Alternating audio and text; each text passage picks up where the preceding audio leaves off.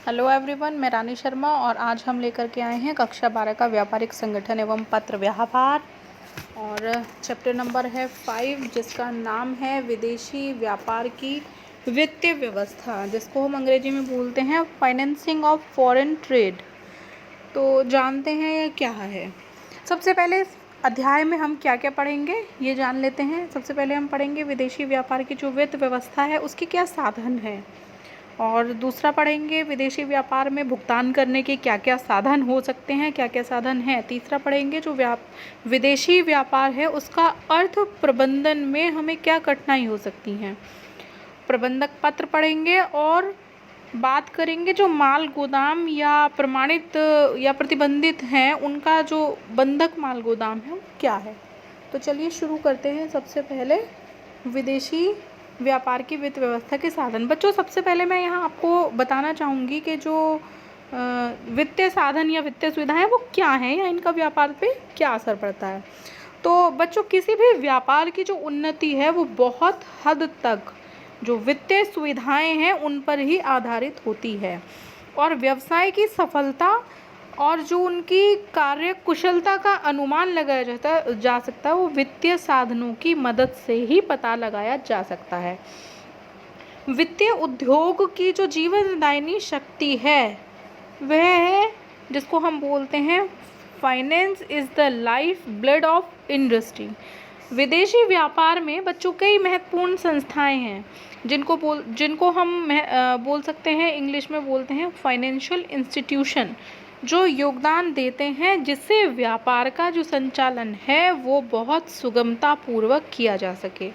माल का उत्पादन करने से लेकर के और निर्यात तक बच्चों धन की ही आवश्यकता पड़ती है, और इसी तरह के जितने भी लेन देन हैं उनको निपटाने के लिए भी साख की आवश्यकता पड़ती है। भारतीय व्यापार को हम यहाँ मैंने ड्रॉ किया है, इसके माध्यम से मैं आपको बताने का प्रयास कर रही हूँ कि जो उनके सोर्स ऑफ फाइनेंसिंग हैं, वो जो फॉरेन ट्रेड है वो किस प्रकार से यहाँ गठित की है या कैसे चलती है। तो विदेशी व्यापार की जो वित्त व्यवस्था है उसके क्या साधन है, यहाँ मैंने आपको एक चित्र के माध्यम से समझाने का प्रयास किया है। सबसे पहले यहाँ आप देख रहे हैं कि क्या व्यवस्था है, व्यवस्था के क्या साधन हैं विदेशी व्यापार की वित्त के। तो सबसे पहले आप देख रहे हैं बच्चों, यहाँ पे 4 भागों में इसको विभाजित करके मैंने आपको बताया है जो विदेशी व्यापार की वित्त व्यवस्था है के साधन हैं वो कौन से हैं। नंबर 1 है व्यापारिक बैंक, नंबर 2 है रिजर्व बैंक, नंबर 3 है औद्योगिक जो भारतीय औद्योगिक विकास बैंक हैं वो, और नंबर 4 और लास्ट हैं जो भारतीय निर्यात और आयात की जो साख गारंटी का नियम लेती है, जो साख गारंटी निगम जिसको हम बोलते हैं। तो चलिए जानते हैं इनके बारे में ये क्या है। बच्चों, सबसे पहले बात करते हैं यहाँ पे हम व्यापारिक बैंक की। व्यापारिक बैंक जिसको हम अंग्रेजी में बोलते हैं कॉमर्शियल बैंक। बच्चों, व्यापारिक बैंक एक व्यापारी को कई प्रकार से आर्थिक सुविधा देते हैं, जैसे निर्यातकर्ता को जो गोदाम में रखे माल या जो मार्ग में माल है उनको गिरवी के आधार पर अधिविकर्ष मतलब ओवरड्राफ्ट जो जिसको बोलते हैं उसकी सुविधा प्रदान करते हैं, और ये बैंक ग्राहक के लिए बिलों की वसूली भी करते हैं, और आजकल जो छोटे पैमाने पे या मध्यम पैमाने पे उद्योग जो हो रहे हैं उनको ऋण भी देते हैं। बैंक अपने ग्राहकों को विनिमय संबंधी जो जोखिम होते हैं उनके विषय में भी उचित परामर्श देते हैं। ये हमने बात करी व्यापारिक बैंक की जिसको बोलते हैं कॉमर्शियल बैंक, और अब हम बात करते हैं रिजर्व बैंक की जिसको हम रिजर्व बैंक ही बोलते हैं। रिजर्व बैंक बच्चों विदेशी व्यापार में बहुत सर्वोच्च संस्था है जो काफ़ी योगदान देती है। इसके द्वारा जो कार्य पूर्ण किए जाते हैं वो है जैसे बैंक अपने अनुसूचित बैंक जो शेड्यूल्ड बैंक हैं उनके द्वारा जो निर्यातक हैं उनको दिए गए ऋण के आधार पर फाइनेंस की व्यवस्था करती है, और मुख्य कार्य इसका विनिमय नियंत्रण करना है। और यह केवल भारत सरकार के द्वारा ही निर्धारित दर पे विदेशी विनिमय की भी खरीदारी और बेचती है। अब बात करते हैं भारतीय औद्योगिक विकास बैंक, जिसको हम बोलते हैं industrial development bank of India, जिसको शॉर्ट फॉर्म में बोलते हैं IDBI। IDBI industrial development bank of India. इस बैंक की स्थापना बच्चों 1 जुलाई 1964 1964 को औद्योगिक विकास बैंक के अधिनियम के अंतर्गत हुई थी।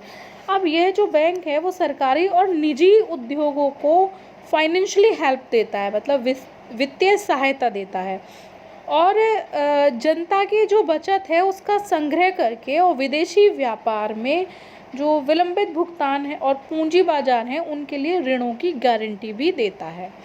अब बात करते हैं भारतीय निर्यात और साख गारंटी निगम, जिसको बोलते हैं export credit and guarantee corporation of India, मतलब शॉर्ट में अगर हम बोलें तो ECGCI। बच्चों इस निगम की जो स्थापना हुई थी वो 15 जनवरी सन 1964 1964 को सार्वजनिक क्षेत्र में की गई, और यह निर्यात के जोखिम जो बीमा निगम है जिसको बोलते हैं एक्सपोर्ट रिस्क इंश्योरेंस कॉरपोरेशन, यह उसका भी कार्यभार संभालने लगी थी। इस निगम का जो मुख्य कार्य है वो निर्यातकर्ता को उनके जितने भी जोखिम हैं, चाहे वो वाणिज्यिक हो मतलब कॉमर्शियल हो या राजनीति हो मतलब पॉलिटिक्स हो, उनके विरुद्ध उनको सुरक्षा प्रदान करना है। जो वाणिज्यिक जोखिम है जैसे प्रमाणित बीमा पत्र मतलब स्टैंडर्ड इंश्योरेंस पॉलिसीज़, ये उनको भी जारी करता है, और कई बार व्यापक जोखिम जो बीमा पत्र है उसको जारी करके सभी तरह की जोखिमों को के उठाने का दायित्व भी ले लेता है। यह बच्चों जो वाणिज्य और राजनीतिक जोखिम हैं उनको अभी मैं आपको बताऊंगी थोड़ा थोड़ा क्या है। सबसे पहले मैं बताऊंगी आपको कॉमर्शियल रिस्क क्या है, जिसको हम बोलते हैं वाणिज्यिक जोखिम। बच्चों ये वे जोखिम होते हैं जिसमें जब क्रेता व्यापारी का दिवालिया हो जाना होता है, क्रेता द्वारा माल का भुगतान न करना होता है, क्रेता के द्वारा बिना निर्यातकों और गलती के माल लेने से इनकार कर देना होता है। ये सारे जो जोखिम होते हैं, जो रिस्क होते हैं, वो होते हैं कॉमर्शियल, जिनको हम वाणिज्यिक बोलते हैं। अब मैं आपको थोड़ा सा बताना चाहूँगी कि जो पॉलिटिकल रिस्क होते हैं, जो राजनीतिक जोखिम होते हैं, वो क्या होते हैं। जैसे जो क्रेता है वो व्यापारी के देश में नागरिक का विरोधी, मतलब जो सिविल डिस्ट्रीब्यूशन कहलाता है, या युद्ध छिड़ जाने के कारण। एक है बच्चों जब क्रेता का लाइसेंस जब्त हो गया हो, ऐसी स्थिति में ये पॉलिटिकल जोखिम होते हैं जिनको हम पॉलिटिकल रिस्क बोलते हैं। एक है जब समुद्री मार्ग का डिवीज़न जो हो जाता है, मतलब समुद्री मार्ग का विचलन हो जाता है उस पर, यह भी एक बहुत बड़ा रिस्क होता है। एक होता है बच्चों सरकार के द्वारा जो निर्यात करता है उसको दिए जाने वाले भुगतान पर जब प्रतिबंध लगा दिया जाता है। ये मैंने आपको बताया दोनों प्रकार के जो जोखिम है, जो रिस्क हैं, कॉमर्शियल भी और पॉलिटिकल भी। अब बात करते हैं जब विदेशी व्यापार में भुगतान करने के साधन आते हैं तो वो कौन कौन से हो सकते हैं। अब यहाँ मैंने आपको फिर एक चित्र के माध्यम से आपको बताया है कि ये कौन कौन से हो सकते हैं।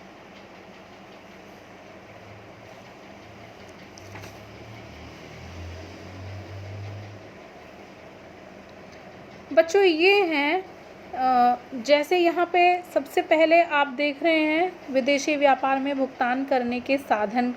सबसे पहले आप देख रहे हैं बैंक ड्राफ्ट। नंबर 2 पर आता है अधिकार पत्र आने पर नगद भुगतान। नंबर 3 पर आता है विदेशी बिल।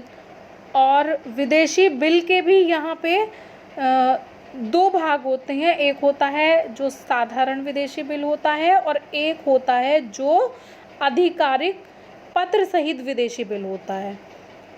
ऐसे ही नंबर 4 पर होता है जो बैंक पर बिल लिखा गया हो, और 5 होता है जो तार के द्वारा भुगतान किया गया हो।